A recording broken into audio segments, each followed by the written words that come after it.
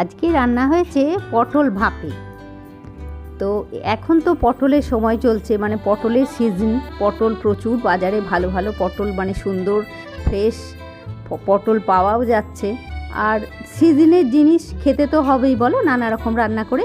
তো চলো আজকে তোমাদেরকে দেখাবো আমি এটা কিভাবে রান্না করলাম। তবে আজকে আমার রান্না হচ্ছে আলু পোস্ত আর পটল ভাপে হবে। তো আমি তোমাদেরকে পটল ভাপেটাই সবটা দেখিয়ে দিই। তার আগে শুভ সকাল বন্ধুরা, লাইফ অফ বকুলে তোমাদের সবাইকে ওয়েলকাম। আশা করি সবাই ভালো আছো, সুস্থ আছো আর খুব খুশি আছো। আর এই দেখো, আমি তো এই বঁটিটাই করে এই স্ল্যাবের ওপরে দাঁড়িয়ে সবজি কাটি, সেটা তো তোমরা অনেক সময় দেখেছো। তো আমাকে তোমরা অনেকেই জিজ্ঞেস করো যে এই বঁটিটা কিভাবে আমি ওইভাবে দাঁড়িয়ে করি।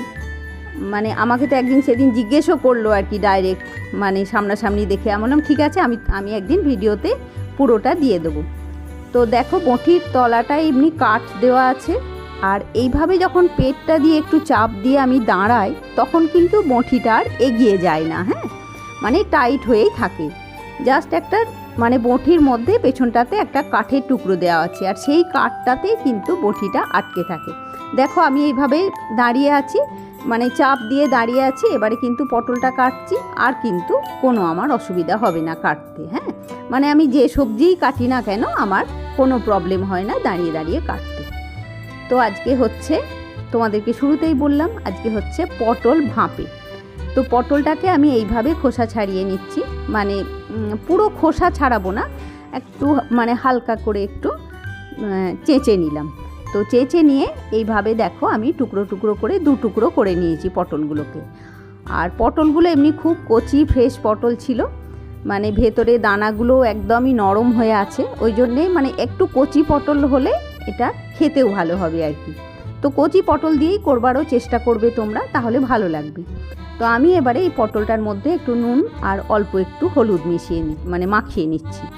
আর এরপর থেকে কিন্তু রান্নাতে আর আমি হলুদ দেবো না। এই যে পটলটাতে একটু হলুদ মাখালাম, এইটুকুনেই কিন্তু আমার আজকে রান্নাতে হলুদ যাবে, আর কোনো রকম হলুদ আমি রান্নাতে দেবো না।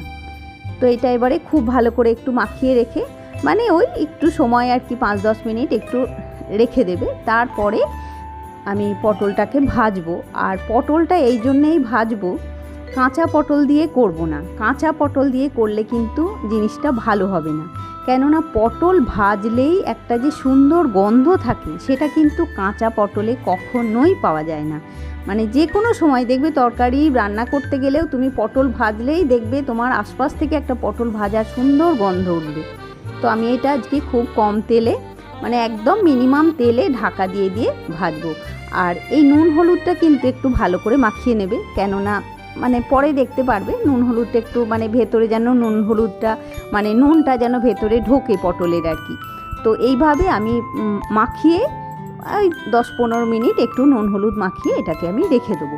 এরপরে চলো তোমাদেরকে আমি দেখাচ্ছি এরপরে কি করব। দেখেছো কেমন করে আমি মাখালাম নুন হলুদটা, পুরো পটলটার মধ্যেই সুন্দর করে কিন্তু নুন হলুদটা মাখিয়ে নিতে হবে।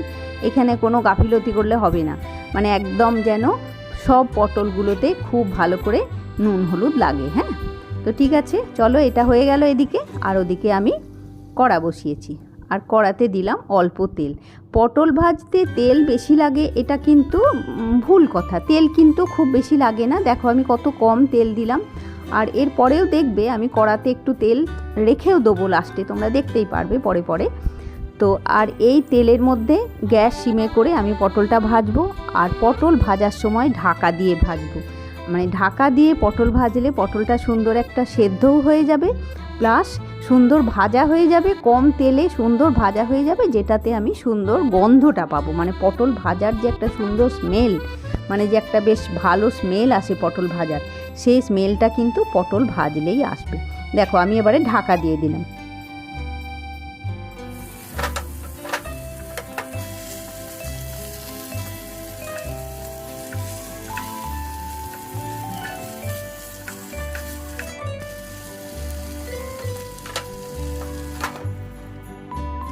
দেখে বুঝতেই পারলে তোমরা, আমি পটলটাকে একবার করে উল্টো পাল্টা করে দিলাম, দিয়ে কিন্তু আবার ঢাকা দিয়ে দিলাম। এবার এই মিক্সিং জারটা নিলাম। মিক্সিং জারে মানে আমি আগে একটু চিনি গুঁড়ো করেছিলাম বলে সেটা লেগে রয়েছে।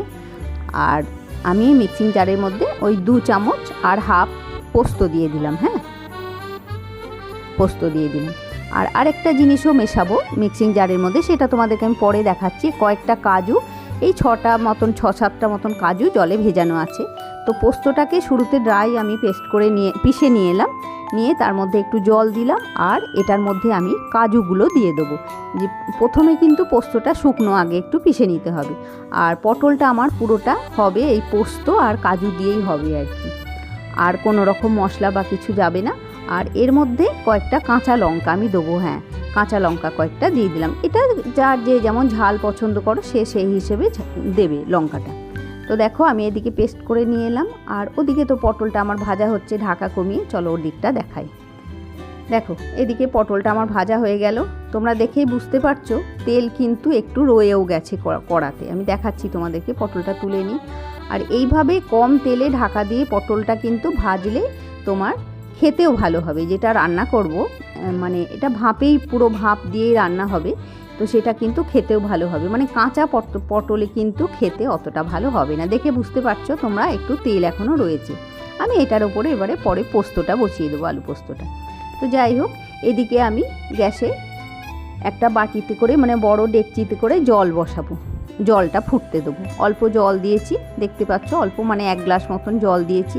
মানে যেটাতে করে আমি জল দিয়ে বসাবো সেটা কিন্তু সেটার তলায় জলটা থাকবে। হ্যাঁ, সেরকম, মানে সেটা ওপর অবধি জলটা যাবে না। আর এইটাতে করে আমি, এই ছোট্ট হাঁড়িটা আমার ছিল, এটাতে করে রান্না করব। তোমাদের কাছে যার যেমন ডেকচি বাটি যেটা থাকবে সেটা দিয়েই করবে। আর এটার মধ্যে আমি পুরো পোস্ত, কাজু আর কাঁচা লঙ্কার পেস্টটা দিয়ে দিলাম, আর অল্প একটু জলও দেবো। এটা ধুয়ে আমি অল্প একটু জলও দিয়ে দেবো, মানে জারটা, মিক্সিং জারটা ধুয়ে, মানে মোটামুটি হাফ কাপ মতন জল আমি আরও দেবো। পোস্তটা পেশার পরে, পেস্ট হয়ে যাওয়ার পরেও হাফ কাপ জল আমি আরও একটু দিলাম। একটুখানি, তো এটা সেদ্ধও হবে না। চলো তোমাদেরকে আমি পুরোটা দেখাচ্ছি। আর এটাকে এবারে আমি একটা চামচ দিয়ে খুব ভালো করে মিক্স করে দিই, মানে একটু উল্টো পাল্টা করে দিই আর কি, তলার পটলগুলো ওপরে দিয়ে, মানে যাতে ওই পোস্ত কাজুর যেটা পেস্ট করলাম ওইটা পুরো পটলের মধ্যে মেখে যায়। আর এটার মধ্যে অল্প একটু হাফ চামচেরও কম একটু চিনি দিলাম, আর একটু নুন দেবো, আর কাঁচা লঙ্কা একটা দেবো। চিনিটা যাদের পছন্দ নয় সে না দিতে পারো, তবে নুনটা এই সময় নুন দেবে। আর অল্প একটু তেল, দেখো 1 চামচ মতন দিলাম, আর এই হাফ চামচ তেল দিলাম। তো তেল কিন্তু খুব বেশি আমি ইউজ করছি না। আর কয়েকটা কাঁচা লঙ্কা চিড়ে এই পটলটার মধ্যে দিয়ে দিলাম, দিয়ে এবারে আবার একবার খুব ভালো করে মিক্স করে দিলাম, মানে ওপর নিচে করে দিলাম। এই চিনি নুনটা দিলাম তো এটা যাতে পুরোটার মধ্যে মেখে যায়, তাই জন্যে আমি চামচ দিয়ে পুরোটা খুব ভালো করে নাড়িয়ে দিলাম। এবারে এটার মধ্যে একটা মাপ মতন ঢাকা দেবো কিন্তু। হ্যাঁ,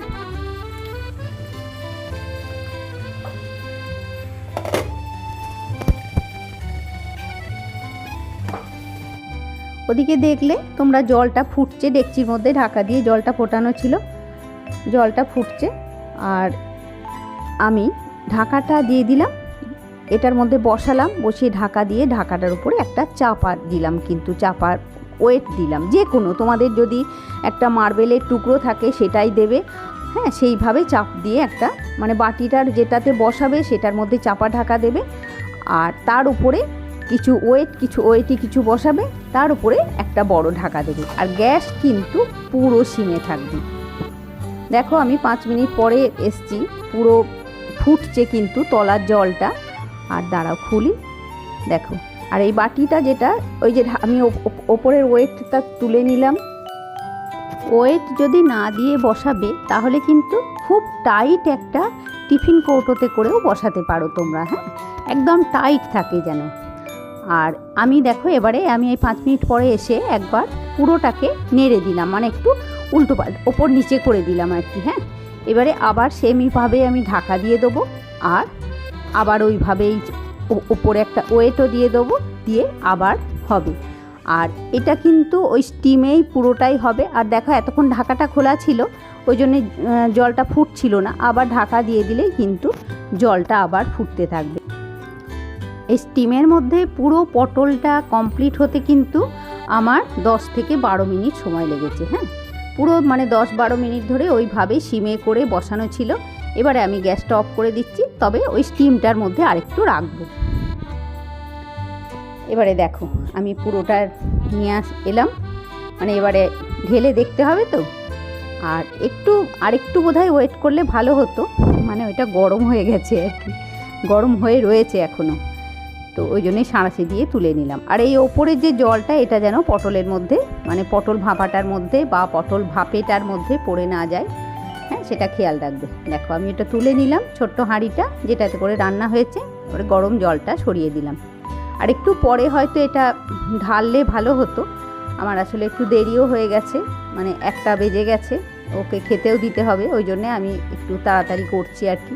মানে এটা হয়তো আরেকটু ঠান্ডা হলে ভালো হতো, তবে যে কোনো জিনিস একদম ঠান্ডা খেতে কিন্তু অতটা ভালো লাগে না, একটু গরম গরম খেতেই ভালো লাগে।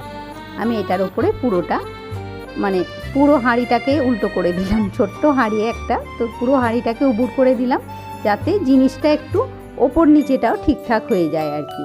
আর দেখো হাঁড়িটাও একদম পরিষ্কার, তলাতে কিচ্ছু পড়েনি, কিছু না, তবে বাকিটা আমি চামচ দিয়ে চেঁচে কিন্তু নিয়ে নেব, মানে এই জিনিসটা কিন্তু ফেলবো না, কেননা সবটাই তো খুব ভালো জিনিস দিয়ে হয়েছে বলো। আর বাড়ির বানানো বলে আমরা কোনো জিনিসকে হয়তো করি, কিন্তু দেখো জিনিসটা কত ভালো হয়েছে, চামচে করে তুললাম। মানে কোনো জিনিসকে আমরা বাড়িতে বানালে অতটা পাত্তা দিই না, কিন্তু এই জিনিসটা কেনা হলে তখন আমরা ভাবি বাপরে কী বিশাল জিনিস, কী বিশাল জিনিস, এরকম ভাবি আর কি।